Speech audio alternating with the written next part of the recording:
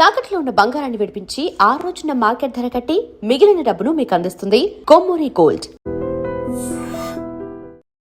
సంకటహర చతుర్థి రోజు ఎలాంటి నియమాలు పాటించాలి? తిథుల ప్రకారంగా పాడ్యం నుంచి మొదలు పెట్టుకుని పౌర్ణమి దాకా, మళ్ళీ పాడ్యం నుంచి మొదలు పెట్టుకుని అమావాస్య దాకా మనకి వరుస తిథులు. అయితే మొదటి చవితి అంటే శుక్లపక్షంలో వచ్చే చవితి ఒక్క భాద్రపద శుక్ల చవితి ఒక్కటే మనం వినాయక చవితి చేసుకుంటాం. మామూలుగా శూన్యతిథి చవితి నాడు ఏమి చెయ్యం, అమ్మో చవితి నాడు చంద్రుడు అనుకుంటాం. చవితి చాలా పక్కకు పెట్టేస్తాం. అయితే ఈ రెండవ చవితి అయినటువంటి కృష్ణపక్ష చవితి చాలా ప్రత్యేకమైనది. దాన్నే మనం సంకటహర చతుర్థి అంటాం.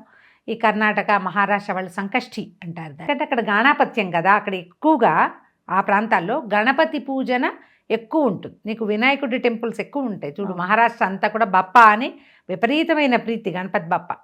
అన్నిటికీ బప్పానే అనుకుంటారు వాళ్ళు, మనది అది కాదు. తమిళనాడు సైడ్ ఏమో కుమారస్వామిని మొక్కుతారు, మురుగన్ని. అవును, ఇటేమో వినాయకుడిని మొక్కుతారు. మనకి సర్వదేవ సమానత్వం ఉంది తెలుగునాట. మనకి వీరెక్కువ వారెక్కువ లేదు, మనకి అందరూ ఉన్నారు. అయితే ఈ సంకటహర చతుర్థిని ఏం చేస్తాం మనం? రాత్రి ఉండాలి ఒక నియమం, చవితి రాత్రి ఉండాలి. ఆ రాత్రి చవితి ఉన్న రోజునే మనం సంకటహర చతుర్థి చేసుకోవాలి. ఈ చవితి రోజున వినాయక పూజ చేస్తే కనుక మనకి సమస్యలు తీరుతాయి. బేసిక్ మనుషులకి స్థిమితం ఉండదు. అసలు మనిషి అంటేనే స్థిమితం లేని తనం, మానవత్వమే అది. ఎప్పుడు వేవరింగ్గా ఉంటూ ఉంటాం. దీంతోపాటు మనకి బ్యాలెన్స్ అవుట్ అయిపోతాం. అన్నిటికీ తూలి మాట్లాడేస్తాము, తూగి పని చేస్తాము, తొందరపాటుగా కొన్ని ఖర్చులు పెట్టేస్తాము. జీవితం అంతా తొందరపాటుగానే ఉంటుంది. అర్రే ఆ ఆన్సర్ రాయకుండా ఇది రాస్తే బాగుండేది అనిపిస్తుంది స్టూడెంట్స్కి. ఇంటర్వ్యూలలో సమాధానం చెప్పేటప్పుడు మనకి తొందరపాటు లక్షణం కనుక మన దగ్గర ఉంటే మనం గణపతి పూజ చేసి తీరాలి. మన దగ్గర ఆ బ్యాలెన్స్ అవుట్ అయిపోయే ఆ గుణాన్ని గణపతి పోగొడతాడు. గణపతి అంటే ఇప్పుడు దేవుడు వచ్చి కూర్చుని మన పోగొడతాడా అలాంటి చొప్పదంటే ప్రశ్నలు ఆలోచనలు చేయబోకండి.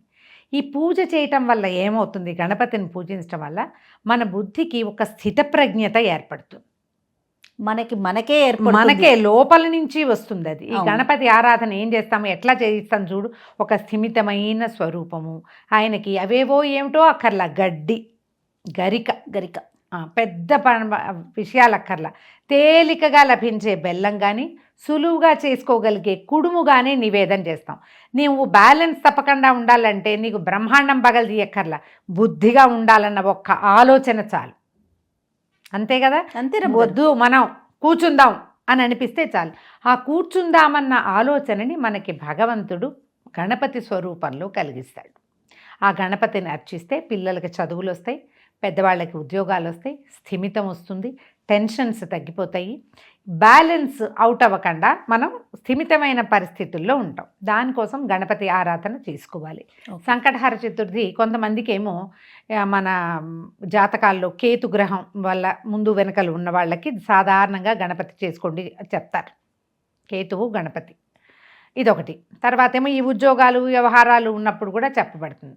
మనకు అవేం లేవు, కానీ ఏదైనా చేసుకుందాము అంటే నెలకొక్క రోజు కదా, ఈ ఒకరోజు పగలు ఉపవాసం ఉండి సాయంకాలం చంద్రోదయం అవ్వగానే గణపతిని ఆరాధన చేసుకోవచ్చు. మీరు దేవాలయానికి వెళ్ళి పూజ చేయించుకోవచ్చు, లేదా మన ఇంట్లోనే చక్కగా చిన్న గణపతి స్వరూపాలు ఉంటాయి. ఒక పసుపు గణపతిని చేసి గణపతికి నమస్కారం చేసుకుని షోడశోపచారాలు చేసి కాస్త గరిక సమర్పించి కాస్త బెల్లం ముక్క, 2 అరటిపళ్ళు, 1 కొబ్బరికాయ, కాసిన కుడుములు, ఉండ్రాళ్ళు నివేదన పెట్టి నమస్కారం చేసుకుని రాత్రి భోజనం చేసేసేయచ్చు.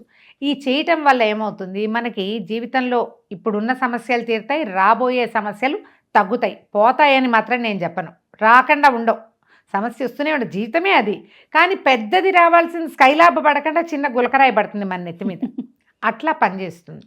కాబట్టి అందరూ చేసుకోవచ్చు. ఇంత ఆరాధనగా చేయలేము అనుకుందాం, పోనీ మీ వల్ల కాదు, కానీ ఇవాళ సంకష్టి అని తెలిస్తే సాయంకాలం వచ్చేటప్పుడు మీరు ఆఫీస్ నుంచో, స్కూల్ నుంచో, కాలేజ్ నుంచో ఇంటికి వచ్చే దారిలో ఒక దేవాలయంలో గణపతి కనపడతాడు.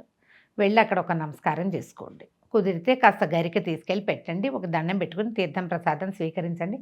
అది చేసినా సరిపోతుంది. గణపతికి షోడశ నామావళి ఉంది, 12 నామావళి ఉంది. ఒట్టిగా వక్రతుండ మహాకాయ కోటి సూర్య సమప్రభ నిర్విఘ్నం కురు మే దేవ సర్వకార్యేషు సర్వదా. ఇంత చిన్న శ్లోకానైనా ఒక 11 సార్లు పిల్లలతో చెప్పించండి, మీరు చెప్పుకోండి. దీనివల్ల ఏంటంటే ఇంతకుముందు మనం చెప్పుకున్న మొత్తం లిస్టు నిదానంగా ఒక్కొక్కటి టిక్కు పెట్టుకుంటూ వచ్చి మీ జీవితాన్ని సరైన దారిలోకి తీసుకెళ్తుంది. ప్రతి నెల వస్తుంది.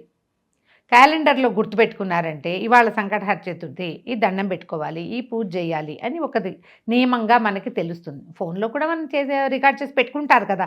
ఫోన్లో మన టు డూ లిస్ట్లలో ఇది ఒక లిస్టులో దీన్ని కూడా చేర్చుకోండి. దేవాలయానికి వెళ్ళచ్చు, ఇంట్లో చేసుకోవచ్చు, ఉపవాసం ఉండొచ్చు, నమస్కారం చేసుకోవచ్చు, కనీసం తలుచుకోవచ్చు. వీటిలలో ఏదో ఒకటి తప్పకుండా చేయండి, అద్భుతమైన ఫలితం ఇస్తుంది. దీంట్లో ఇంకొక ప్లస్ పాయింట్ ఏంటంటే ఎప్పుడైనా మంగళవారం కనుక మనకి సంకటహర చతుర్థి వస్తే అది అంగారక చతుర్థిగా చెప్తారు. అది ఇంకా చాలా పవర్ఫుల్. ఆ రోజు మంగళవారం వస్తే గనక చూడండి, మన క్యాలెండర్లో మంగళవారం సంకటహర చతుర్థి వచ్చింది అంటే ఆ రోజు తప్పకుండా మీరు గుడికి వెళ్ళండి, పూజ చేసుకోండి, ఉపవాసం ఉండండి, అన్నీ చేయండి. ఇతోధికమైన ఫలితాన్ని ఇస్తుంది. దానివల్ల ఈ మంగళ గ్రహం కూడా ఆయన కూడా సాటిస్ఫై అవుతాడు, మనకు సమస్యలు రాకుండా ఉంటాయి. ఆలోచించండి, ఆచరించండి. తప్పకుండా రమ్య గారు. నమస్తే. నమస్తే జయ.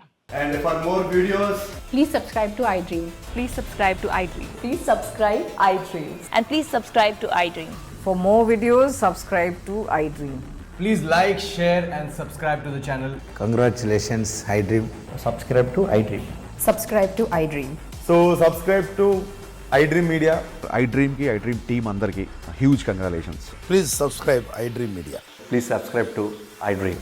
Subscribe iDream. Please subscribe to iDream.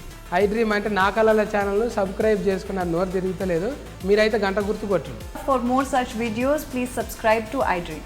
Subscribe to iDream. Please subscribe to iDream. Please subscribe iDream Media. Please do subscribe to iDream. Please subscribe to iDream Media. For best entertainment and information, please subscribe iDream. And don't forget to subscribe to iDream.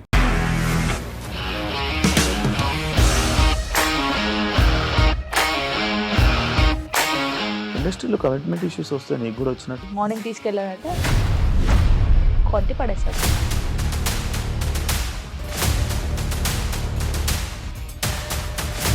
ఒక్కళ్ళు కూడా చూడలేదు ఈ cinema అని చెప్పడానికి కూడా చాలా ధైర్యం కావాలి. అది నిజం కదా, దాంట్లో ధైర్యం ఏంటి? ఇది నెక్స్ట్ డే ప్లేట్ మార్చేస్తే తప్పు కదా. As of now, we are comfortable this అని నేను అనుకుంటున్నాను. రష్మిక గారిది మీది ఒకే ఊరంట కదా. నీకు కోపం వచ్చిందంటే బాగా తిట్టేత్తరా? తిట్టేద్దామండి. నిజంగా గేమ్ ని ఎలా చేంజ్ చేయగలిగారు? ఏపీఎస్ఎఫ్సి వాళ్ళకి 6 నెలల్లో నేను 6 లక్షలు కట్టా. బిజినెస్ చేయాలనుకుంటే it is as difficult as riding a tiger.